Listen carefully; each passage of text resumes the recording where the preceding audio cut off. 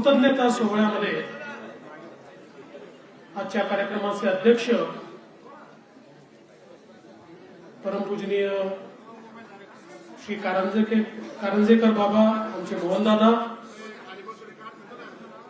परमपूजनीय सुकेश्वर बाबा, परमपूजनीय श्री चिरडे बाबा, परमपूजनीय शेवलीकर बाबा, परमपूजनीय श्री आंबेकर बाबा, परमपूजनीय श्री खेडकर बाबा, परमपूजनीय श्री नागराज बाबा, परमपूजनीय श्री राजभर बाबा, परमपूजनीय श्री चिंचोलीकर बाबा, परमपूजनीय श्री सातारकर बाबा, परमपूजनीय श्री विध्वंस बाबा, त्याचप्रमाणे या ठिकाणी उपस्थित असलेले माजी आमदार बाळासाहेब सानप, आमदार सीमाताई हिरे, आमदार देवेनीताई फरांदे, आमदार राहुल ढिकले, भारतीताई पवार, प्रशांतजी जाधव, बापूजी घडामोडे, नाना करपे, दिनकर अण्णा पाटील, आपल्या या समितीचे अध्यक्ष प्रकाश ननावरे, त्याचप्रमाणे या ठिकाणी मंचावर उपस्थित असलेले माझे मित्र अविनाश ठाकरे, या आयोजन समितीचे श्री राजेंद्र जायभाई, प्रभाकर भोजने, उदय सांगळे, मच्छिंद्र सानप, तानाजी आंधळे, अरुण महानुभाव, नंदू हांडे, अनिल जाधव, शरद घुगे, शीलाताई सानप, ननावरेताई, शीतलताई सांगळे, या ठिकाणी उपस्थित सर्व संत महंत आचार्य, सर्व शक्ती स्वरूपा तपस्विनी आणि उपस्थित सर्व भगिनी आणि बंधूंनो, सर्वप्रथम आपल्या सर्वांना मी दंडवत करतो. आज खरं म्हणजे आपण कृतज्ञता सोहळ्याचा कार्यक्रम या ठिकाणी आयोजित केला आणि कारंजेकर बाबा मगाशी म्हणत होते, ही गोष्ट खरी आहे की गेले वर्षभर सातत्याने ही सर्व मंडळी, मग बाळासाहेब असतील, ननावरेजी असतील, दिनकरण्णा असतील, बाबांसोबत माझ्याकडे यायचे की आम्हाला कृतज्ञता सोहळा घ्यायचा आहे, आणि मी काही ना काही कारणाने टाळायचो. कारण जीवनामध्ये पहिलेपासून एक मंत्र ठरवलाय की आपण एखादं काम करतो ते आपलं कर्तव्य असतं, आणि ते कर्तव्य पूर्ण केला तर सत्कार घ्यायचा नाही. ज्यावेळी आपल्याला असं वाटेल की खरोखर एखादं सत्कार्य आपण करू शकलो, त्या दिवशी आपण सत्कार घ्यायचा. आणि म्हणून मी सत्काराचा कार्यक्रम कोणी म्हटला की अनेक वेळा काही ना काही कारण सांगतो आणि तो कार्यक्रम थोडासा टाळत असतो. पण या सर्व मंडळीचा आग्रह होता आणि त्यात मला त्यांनी सांगितलं की हा सत्कार जो आम्ही करणार आहे, कृतज्ञता सोहळा आहे, हा केवळ समाजातल्या सगळ्या लोकांचा सोहळा नाहीये, तर संपूर्ण महाराष्ट्रातले आमचे संत महंत आचार्य, आमच्या या ठिकाणी जेवढे आमच्या पंथातले सगळे प्रमुख लोक आहेत, हे सगळे या ठिकाणी येणार आहेत आणि ते सगळे मिळून तुमचा हा कृतज्ञता सोहळा पार पडणार आहेत. सर्व तपस्विनी येणार आहेत. तर मला देखील मोह झाला की इतका मोठा अशा प्रकारचा समाज आणि समाजातली ही एक आध्यात्मिक सज्जन शक्ती ही एकत्रित येत असेल आणि त्या सज्जन शक्तीचा आशीर्वाद घेण्याची संधी मिळत असेल तर आपण जरूर त्याच्याकरता गेलो पाहिजे. त्यामुळे तुमच्याकरता हा कृतज्ञता सोहळा आहे, माझ्याकरता आशीर्वाद ग्रहण करण्याचा सोहळा आहे. खरं तर मगाशी उल्लेख झाला की गेले 30-32 वर्ष सातत्याने महानुभाव पंथाशी माझा अतिशय जवळचा संबंध आला. अनेक कार्यक्रमांना हजर राहता आलं, अनेक लोकांशी जवळचे संबंध आले. मगाशी अविनाशजी ठाकरे सांगत होते की अनेक मंदिरांना देखील त्यांनी मी भेटी दिल्या, अनेक कार्यक्रमात आम्ही सोबत राहिलो. त्यामुळे महानुभाव पंथाशी, महानुभाव पंथाच्या कार्याशी अतिशय जवळची ओळख होती. आणि वर्षानुवर्ष मी पाहत होतो की अतिशय निस्वार्थ भावनेने आमच्या महानुभाव पंथाचे लोक समाजामध्ये काम करताना दिसतात. खरं तर सर्वज्ञ श्री चक्रधर स्वामींनी ज्यावेळी या पंथाच्या माध्यमातून समाजाचं एकत्रीकरण केलं, तो काळ जर आपण बघितला तर आपल्या धर्मावर, आपल्या संस्कृतीवर, आपल्या विचारावर, आपल्या ईश्वरावर एक फार मोठं आक्रमण चाललेलं होतं. एक फार मोठ्या संकटाचा सामना आम्ही करत होतो. आणि या संकटाचा सामना करताना आमच्याही समाजाची परिस्थिती अशी होती की समाज खंडित होता, विखंडित होता, दुभंगलेला होता. समाजामध्ये विषमता होती. एका विचारानं पुढे जाण्याची मानसिकता ही समाजामध्ये पाहायला मिळत नव्हती. ज्या विषमतेने आम्हाला घेरलं होतं ती विषमताच हळूहळू आम्हाला गुलाम बनवत होती. अशा प्रकारच्या परिस्थितीमध्ये 800 वर्षापूर्वी समाजातल्या विविध घटकांना एकत्रित करून त्या ठिकाणी एक सन्मार्ग दाखवण्याचं काम हे सर्वज्ञ श्री चक्रधर स्वामींनी केलं. एक असा समाज जो सश्रद्ध आहे पण अंधश्रद्धेवर विचार करत नाही किंवा अंधश्रद्ध नाही आहे. एक असा समाज जो खऱ्या अर्थानं त्या ठिकाणी सज्जन शक्ती तयार करतो. एक असा समाज जो आपल्या संस्कृतीचं पावित्र्य पाळतो. एक असा समाज जो खऱ्या अर्थानं कुठल्याही प्रकारचा जातीभेद पाळत नाही. अशा प्रकारचा समाज निर्माण करण्याचं कार्य हे सर्वज्ञ श्री चक्रधर स्वामींनी सुरू केलं. आणि त्यातूनच एक मोठी विचाराची बैठक तयार व्हायला लागली. आपल्याला याची कल्पना आहे की मराठीतला आद्य ग्रंथ लिहिला गेला आणि त्यानंतर इतकं मोठं साहित्य, संत साहित्य असेल, विचारधन असेल, हे इतक्या मोठ्या प्रमाणात त्या ठिकाणी तयार झालं. शेवटी समाज जो तयार होतो हा मातीच्या भिंतींनी तयार होत नाही. मातीच्या भिंती तर आवश्यक असतातच, पण त्या मातीच्या भिंतींमध्ये जो विचार असतो तो विचार खऱ्या असतानाच समाज घडवत असतो.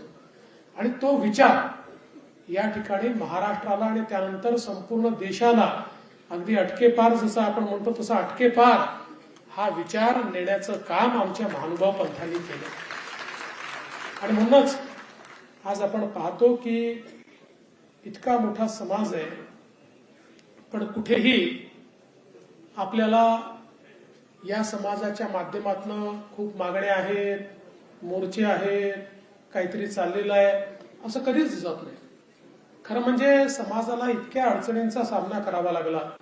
जवळजवळ सगळ्या महत्वाच्या तीर्थस्थळावर त्या ठिकाणी अतिक्रमण झाली, स्मशानभूमीवर अतिक्रमण झाली, वेगवेगळ्या प्रकारे त्रास देण्यात आला.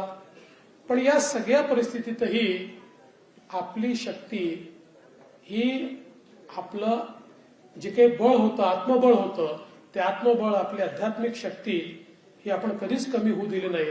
आणि म्हणूनच आज आपण महाराष्ट्रामध्ये आणि देशामध्ये, महाराष्ट्रात तर मी असं म्हणेन कुठल्याही जिल्ह्यात जा, कुठल्याही तालुक्यात जा, कुठल्याही गावात जा, तुम्हाला महानुभाव त्या ठिकाणी सापडतात.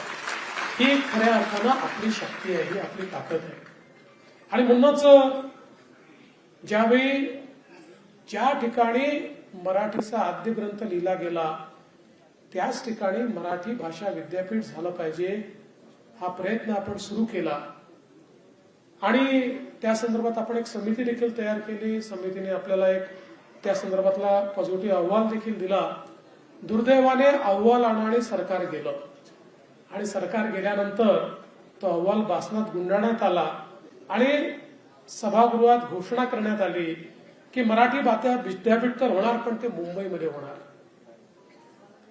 पण सुदैवाने मला असं वाटतं की श्री चक्रधर स्वामींचा आशीर्वादच आपल्या पाठीशी होता की पुन्हा एकदा आपलं सरकार आलं आणि त्यानंतर आम्ही तो अहवाल बाहेर काढला.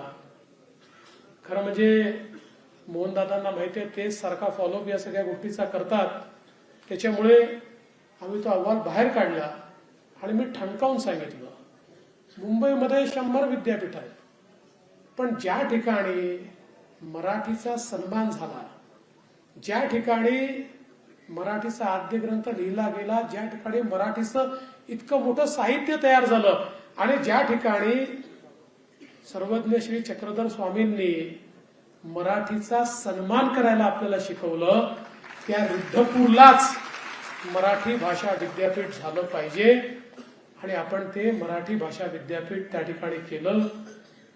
खरं म्हणजे किती अडचणी, कुलगुरूच्या नेमणुकीत अडचणी आल्या, पण एक गोष्ट आहे, म्हणजे आम्ही लहानपणी चांदोबामध्ये विक्रम आणि वेताळाची गोष्ट वाचायचो. आपल्यापैकी अनेकांनी वाचली असेल की ते कधी हार त्या ठिकाणी विक्रमाने मानलीच नाही, ते आपलं चालतच राहायचे. तशाच प्रकारचं आमचे सगळे मोहनदादा आणि आमची सगळी मंडळी आहे हे हारच मानत नाही. हे इतका पाठपुरावा बरोबर करत असतात त्याचा की शेवटी त्यातनं मार्ग काढून त्या ठिकाणी नेमणूक झाली, आता त्याचे ऍडमिशन झाले.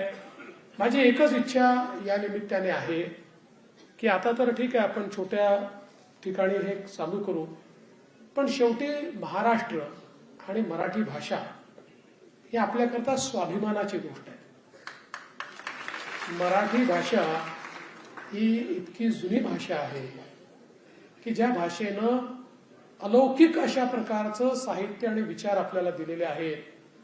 त्यामुळे रिद्धपूरला जे मराठी भाषा विद्यापीठ आपण करू ते पाहण्याकरता देशभरातनं लोक आले पाहिजे, असं सुंदर आपल्याला विद्यापीठ करायचं आहे. जागेच्या अडचणी आहेत तेही आपण दूर करतोय, सगळं करू, पण कुठेही कॉम्प्रोमाइज करायचं नाही आपल्याला.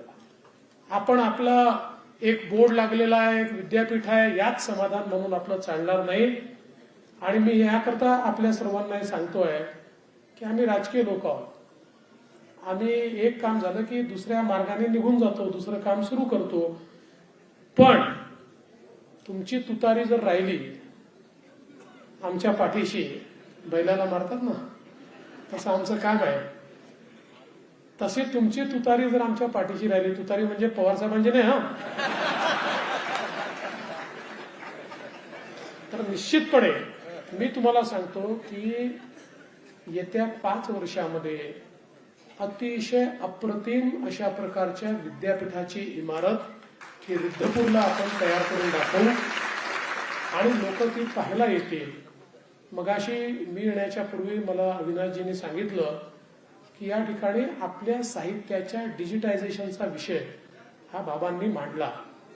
मी आपल्याला सांगतो की आपल्या या विद्यापीठाच्या माध्यमातूनच संपूर्ण डिजिटायझेशन आपण करू, त्याकरता निधी आपण उपलब्ध करून देऊ आणि हे सगळं साहित्य डिजिटायझेशनच्या माध्यमातून सर्व व्हर्च्युअली उपलब्ध असेल आणि हा जो आपला विचारांचा ठेवा आहे हा ठेवा शेवटच्या माणसापर्यंत आपण पोहोचवण्याचा प्रयत्न हा निश्चितपणे करू.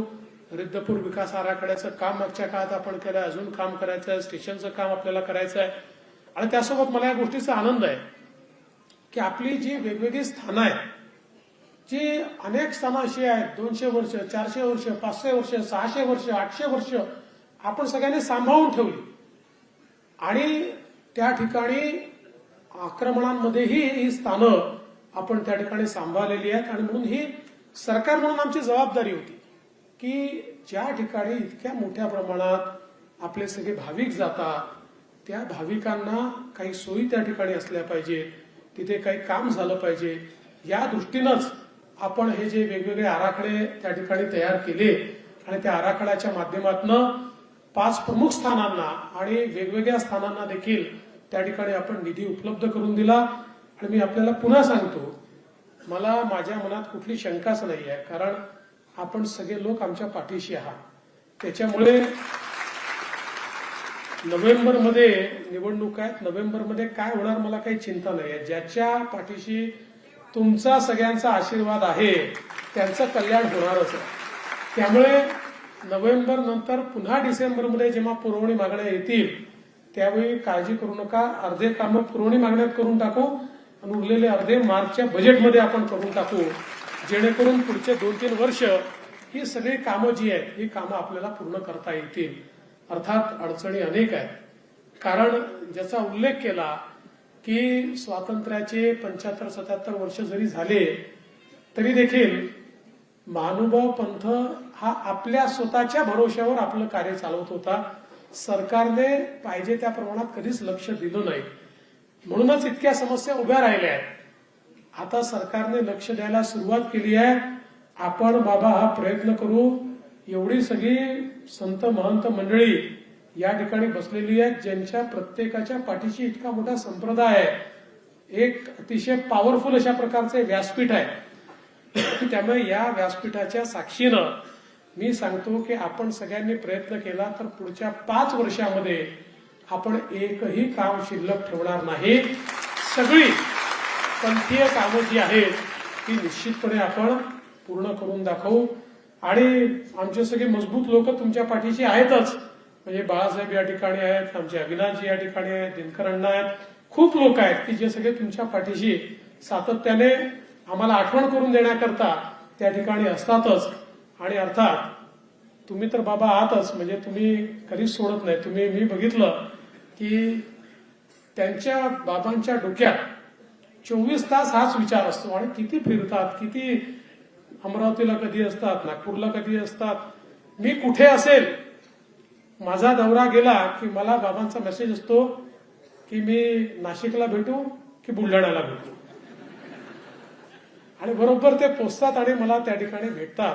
तर मला असं वाटतं की हे अतिशय चांगलं कार्य आपण सगळे करता आहात आणि या कार्यामध्ये थोडा हातभार लावता आला. शेवटी बघा, जीवनामध्ये आपण जात असताना संपत्ती घेऊन जात नाही.